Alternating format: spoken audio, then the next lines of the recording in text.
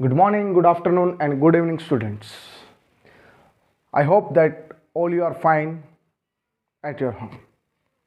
So, today we start our next chapter, chapter number 3 of Geography class 12th, Population Composition. क्या होता है population composition?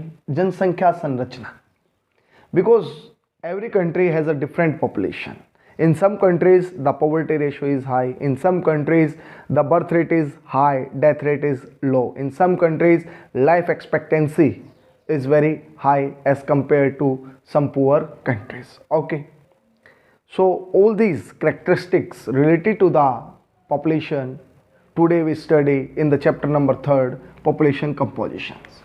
So, let us start this chapter with the definition of population composition. क्या होता है population composition? जनसंख्या की संरचना. ठीक है, तो इसके बारे में हम एक डेफिनेशन उसको देख लेते हैं. तो पॉपुलेशन आपका जो कंपोजिशन है, population composition is the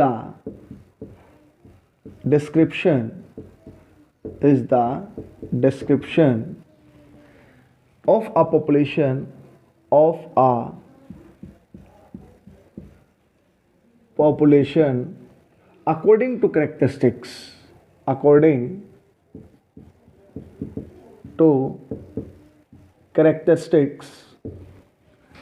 like or such as sex, age, etc. देखो, जनसंख्या की संरचना क्या है?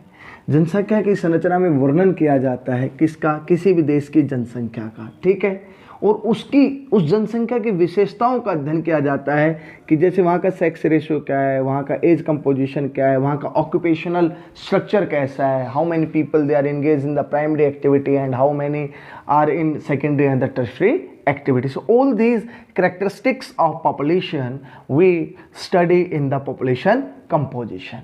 Is it clear? तो ये आपका क्या है? डेफिनेशन है. और इस चैप्टर के अंदर हम बहुत से कंपोनेंट्स के बारे में पढ़ेंगे. चाहे वो आपका सबसे पहले आपका सेक्स कंपोजिशन है, उसके बाद आपका चाहे वो आपका एज कंपोजिशन है, उसके बाद हम पॉपुलेशन को 3 कैटेगरी के अंदर क्या करने वाले हैं? डिवाइड करने वाले हैं. तो पॉपुलेशन ऑफ आर कंट्री और any country is distinctive in many ways. देखिए, हर एक देश की जनसंख्या मैंने आपको पहले बताया कि एक दूसरे से क्या होती है? अलग होती है, क्योंकि हर एक देश की जनसंख्या की अपनी कुछ क्या होती है? विशेषताएं होती हैं. जैसे जापान के अगर पॉपुलेशन के बारे में हम बात करते हैं तो बेस्ट ह्यूमन रिसोर्स उन्हें इसलिए कहा जाता है क्योंकि वहाँ की जो कंट्री की गवर्नमेंट है वो सबसे ज़्यादा जो क्या करती है? इन्वेस्टमेंट करती है, वो एजुकेशन, हेल्थ फैसिलिटी और ट्रेनिंग के ऊपर करती है. यही कारण है कि जापान आज एक कैसा कंट्री है? डेवलप्ड कंट्री है. और उसके पास अपने क्या नहीं है? नेचुरल रिसोर्सेज भी नहीं है. सो हर एक कंट्री की क्या होती है? अपनी अपनी पॉपुलेशन की क्या होती है? कुछ कैरेक्टरिस्टिक्स होती है, चाहे उसका एज कंपोजिशन है, चाहे उसका आपका सेक्स रेशियो है, चाहे उसका लाइफ एक्सपेक्टेंसी है, चाहे लिटरेसी रेट है, चाहे ऑक्यूपेशनल स्ट्रक्चर है. ये सभी चीज़ें हम पॉपुलेशन कंपोजिशन के अंदर क्या करते हैं? स्टडी करते हैं. सो सबसे पहला फैक्टर जिसके बारे में स्टडी करेंगे वो है आपका सेक्स कंपोजिशन. सेक्स कंपोजिशन क्या होता है? ठीक है, मैं अगर एक सिंपल वे में आपको बताऊं, number of females over 1000 males. India के अंदर हम सेक्स रेशियो को कैसे डिफाइन करते हैं? It can be defined as the number of females over per 1000 mails. तो इसको हम क्या कहते हैं? सेक्स रेशियो कहते हैं. हर कंट्री में क्या होता है? अलग अलग सेक्स रेशियो होता है. लतीवा आपका कंट्री है जिसके अंदर सबसे ज़्यादा सेक्स रेशियो है. इसके अलावा अगर हम अपने इंडिया की बात करें तो अनफेवरेबल है. तो ये भी 2 टाइप्स का होता है, उसके बारे में बात करेंगे. तो सबसे पहले बात कर लेते हैं सेक्स कंपोजिशन की. तो number of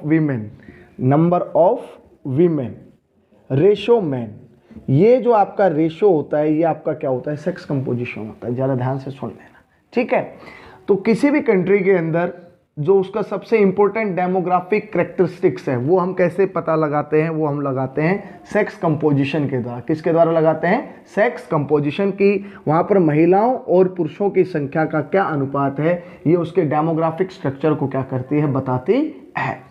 The ratio between the number of women and the men in the population called the sex ratio. और यही जो आपका क्या है रेशो है, इसी को बच्चों हम किस नाम से जानते हैं, इसी को हम जानते हैं सेक्स रेशो के नाम से। अलग अलग कंट्री में इसका स्टडी करने का जो फॉर्मूला है वो क्या होता है, अलग अलग होता है। जैसे कुछ कंट्रीज है जहाँ पर क्या किया जाता है, सबसे ऊपर लिया जाता है मेल पॉपुलेशन को, अपॉन में क्या लिया जाता है, फीमेल पॉपुलेशन को, और उसको मल्टीप्लाई किससे किया जाता है, 1000 से। किससे किया जाता है, 1000। ये अपने कंट्री की मैं बात नहीं कर रहा हूँ, ये कुछ कंट्रीज है जहाँ पर इस तरीके से क्या किया जाता है, स्टडी किया जाता है किसके बारे में, सेक्स रेशो के बारे में। द नंबर ऑफ मेल्स पर 1000 फीमेल्स, वहाँ पर पुरुषों को जो क्या किया जाता है, काउंट किया जाता है 1000 मेल्स के ऊपर।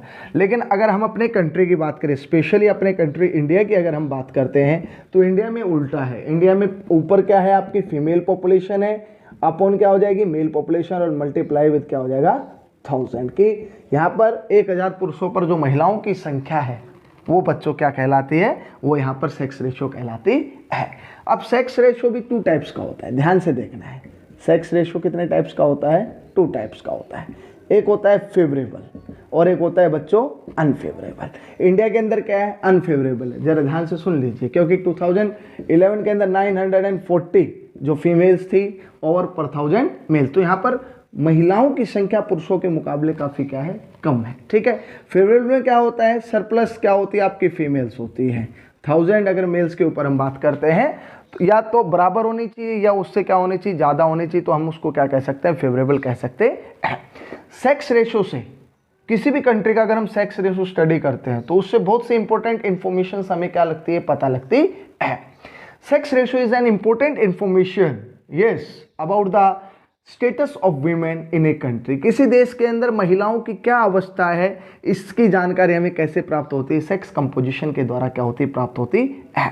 सो let us start about the gender discrimination in our country India. अब हम अपने देश की बात कर लेते हैं थोड़ा सा, कि हमारे देश के अंदर जो आपका अनफेवरेबल, इसको अच्छे से देख लेना है, जो अनफेवरेबल आपका क्या है, सेक्स रेशो है, उसके कारण क्या है, देखिए मैं बताता हूँ आपको।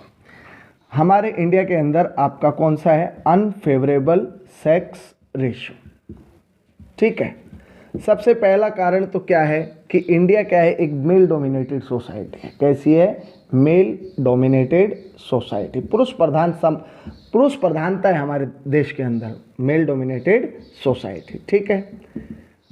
यहाँ पर जेंडर डिस्क्रिमिनेशन सबसे ज़्यादा है। जेंडर डिस्क्रिमिनेशन जैसे हम सिंपली डोरी सिस्टम को ले लेते हैं। ठीक है। तो लड़की के पिता को क्या करना पड़ता है, बहुत सा पैसा देना पड़ता है, चाहे वो आपके गिफ्ट्स के रूप में दिया जाए, चाहे वो गाड़ी के रूप में दिया जाए, वो सारा डोरी सिस्टम, ये एक अननेसेसरी का प्रेशर होता है on the shoulder of a father of a daughter, किसी भी लड़की के पिता के ऊपर।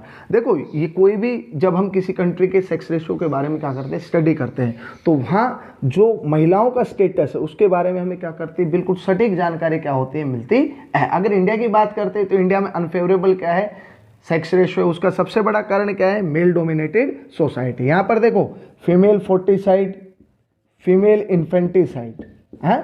इन्फेंटिसाइड का मतलब होता है कि बर्थ के बाद जो गर्ल्स है उनको क्या कर देना, मार देना।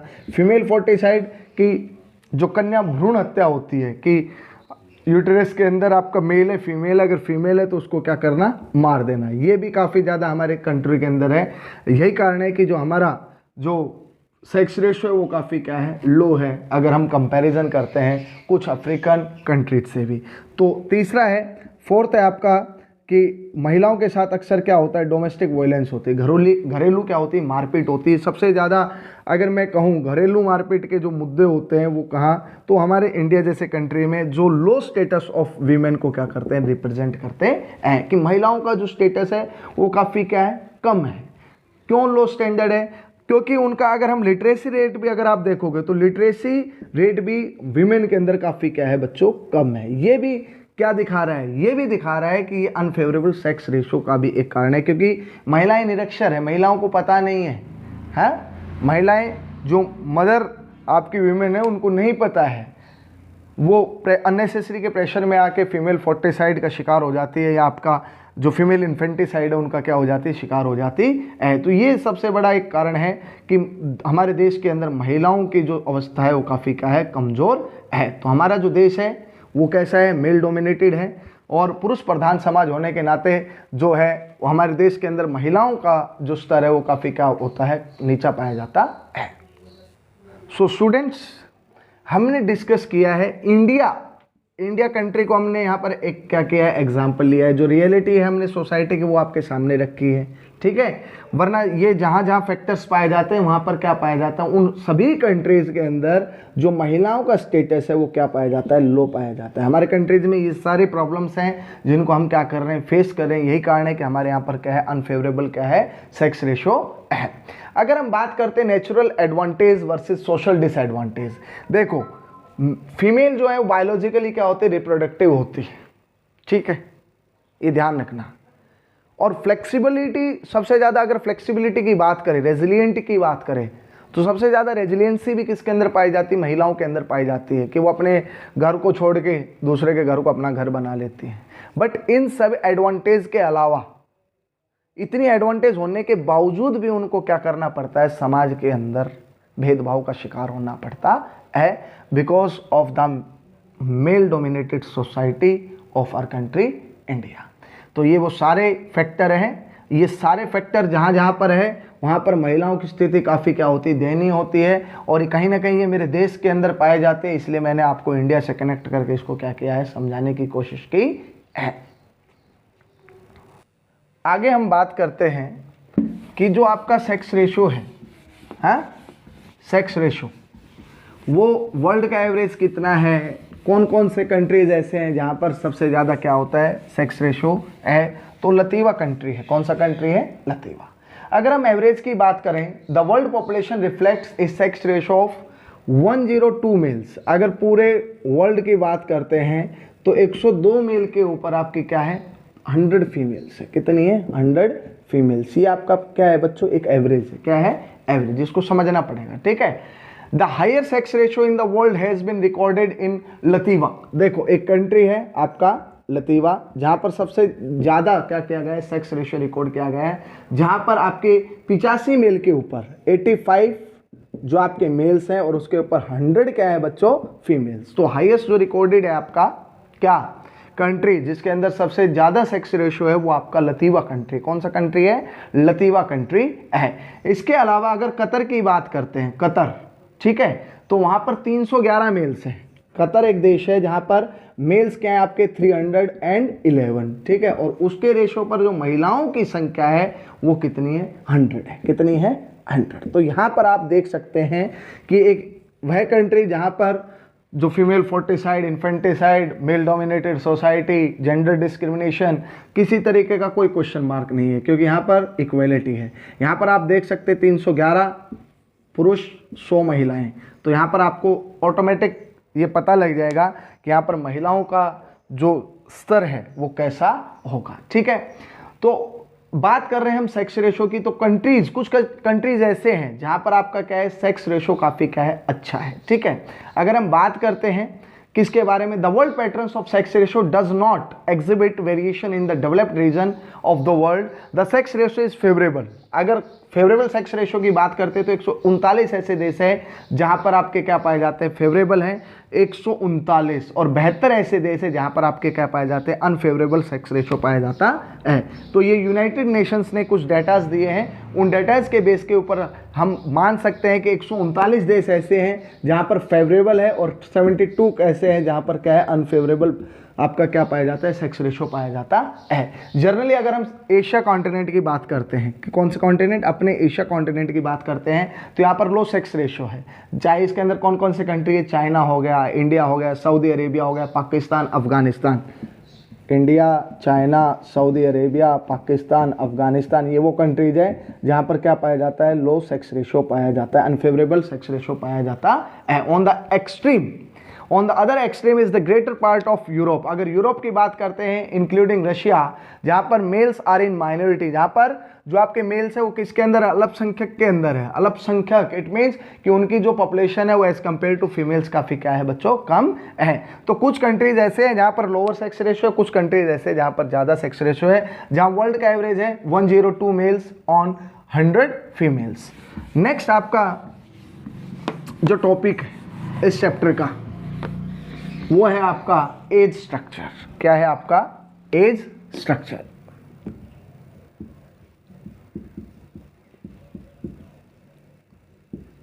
देखो बेटा, किसी भी कंट्री की जो पॉपुलेशन होती है वो वेरी होती है, ना केवल सेक्स रेशियो के मामले में बल्कि एज कंपोजिशन के मामले में। अगर बात करते हैं एज स्ट्रक्चर की तो 3 इंपॉर्टेंट क्लासिफिकेशन है, 0 से 14, 15 से 59 और अबव 59। इनको क्या कहा जाता है? चिल्ड्रन। इनको क्या कहा जाता है? एडल्ट। इनको क्या कहा जाता है? ओल्ड। ये भी काफ़ी इंपॉर्टेंट कैरेक्टरिस्टिक्स को क्या करता है? रिप्रेजेंट करता है किसी भी कंट्री की पॉपुलेशन को। अगर सबसे ज़्यादा यंगर पॉपुलेशन की बात आती है तो अपना इंडिया कंट्री क्या होता है, उसमें फर्स्ट रैंक के ऊपर आता है। ये भी आपको क्या रखना है? ध्यान रखना है। Age structure represent the number of people of different age groups. Age structure क्या करता है? रिप्रेजेंट करता है किसको? जो आपके डिफरेंट एज ग्रुप्स हैं, डिफरेंट एज ग्रुप्स हैं, उसकी पॉपुलेशन को क्या करता है? रिप्रेजेंट करता है। मैंने यहाँ पर 3 आपके कैटेगरी बना दिए, 0 से 14। अब 0 से 14 आपके कौन से? चाइल्ड हैं, ठीक है। तो ये कौन सी पॉपुलेशन के अंदर आते हैं? डिपेंडेंट पॉपुलेशन के अंदर आते हैं, आश्रित जनसंख्या के अंदर आते हैं, डिपेंडेंट पॉपुलेशन, ठीक है। 15 से 59 इसको क्या कहा जाता है? एक्टिव पॉपुलेशन कहा जाता है, एक्टिव पॉपुलेशन। ये 15 से 59 वाले जो है ना, ये सबसे इंपॉर्टेंट पार्ट होता है किसी भी कंट्री की इकोनॉमी के लिए। क्यों? क्योंकि इकोनॉमिकली क्या होते हैं? प्रोडक्टिव, और बायोलॉजिकली क्या होते हैं? रिप्रोडक्टिव। ध्यान से सुन लेना, इसलिए इनको क्या कहा जाता है? एक्टिव पॉपुलेशन कहा जाता है। और किसी भी कंट्री के लिए सबसे जरूरी अगर कोई पार्ट है, वैसे तो सारे पार्ट जरूरी होते हैं, लेकिन सबसे इंपॉर्टेंट इकोनॉमी के अंदर रोल प्ले करने वाला जो पार्ट होता है वो प्यारे बच्चों आपका कौन सा होता है? एक्टिव पॉपुलेशन होता है, जो आपका इकोनॉमिकली प्रोडक्टिव होता है और बायोलॉजिकली क्या होता है? रिप्रोडक्टिव होता है।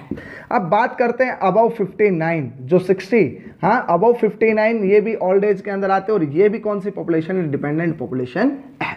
अब ध्यान से सुनिए, किसी भी कंट्री के अंदर अगर इस एक्टिव पॉपुलेशन का प्रोपोर्शन कम है और चिल्ड्रन और ओल्ड एज इनका ज़्यादा है, तो कौन सी पॉपुलेशन के ऊपर प्रेशर रहता है? एडल्ट पॉपुलेशन के ऊपर क्या रहता है? प्रेशर रहता है। जितने भी डेवलपिंग कंट्रीज हैं उनमें इसी तरह का सिस्टम पाया जाता है कि जो डिपेंडेंसी रेट होता है वो काफ़ी क्या होता है? ज़्यादा होता है, और जो एक्टिव पॉपुलेशन का जो पार्ट होता है वो काफ़ी क्या होता है? कम होता है। अगर मैं अपने कंट्री की बात करूँ, इंडिया की बात करूँ, तो उसके अंदर सेम टू सेम कंडीशन है कि यहाँ पर जो डिपेंडेंसी रेशियो है वो काफ़ी क्या है? ज़्यादा है, और जो एक्टिव पॉपुलेशन है वो काफ़ी क्या है? कम है, ठीक है। अगर हम बात करते हैं कि किसी कंट्री के अंदर इस एज ग्रुप का जो क्या है?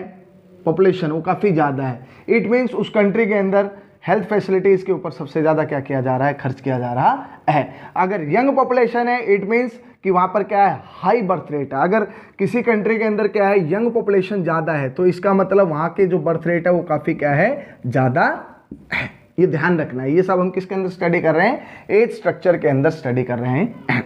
अब बात कर लेते हैं एक बार ओल्ड एज की।